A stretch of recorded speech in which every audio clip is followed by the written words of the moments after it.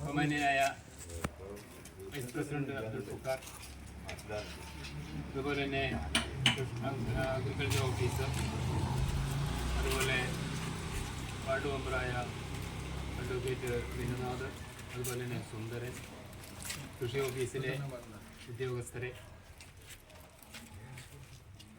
പിന്നെ K V Muhammad Basheer ഉൾപ്പെടെയുള്ള വാർഡുകളിലെ നിന്നും എത്തിയിട്ടുള്ള വാർഡ് തല കൺവീനർമാരെ, ഗഫൂർ, പ്രിയ സുഹൃത്തുക്കളെ, നമ്മുടെ തൃപ്രങ്ങോട് കൃഷിഭവനിൽ 2022-23 വർഷത്തിൽ കേരഗ്രാമം എന്ന് പറയുന്ന ഒരു പദ്ധതിക്ക്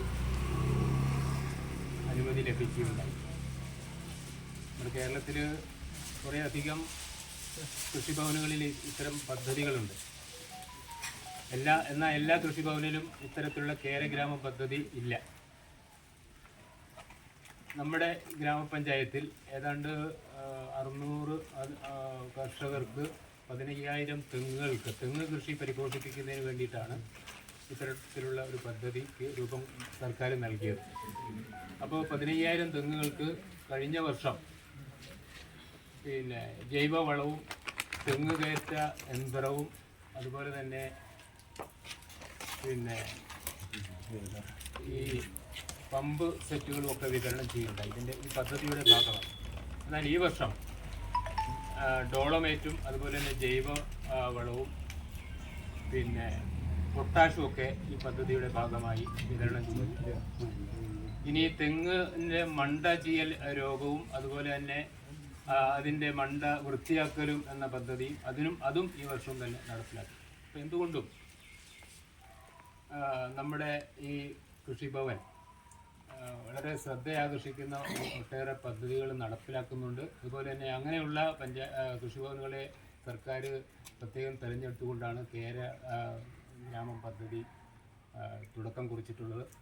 ഈ പരിപാടിയിൽ നമ്മുടെ പരിപാടി ഔപചാരികമായി ഉദ്ഘാടനം ചെയ്ത പിന്നെ ഗ്രാമപഞ്ചായത്ത് പ്രസിഡന്റ് ശാലിനി അവരുകളെ ഈ യോഗത്തിലേക്ക് സ്വാഗതം ചെയ്യുന്നു.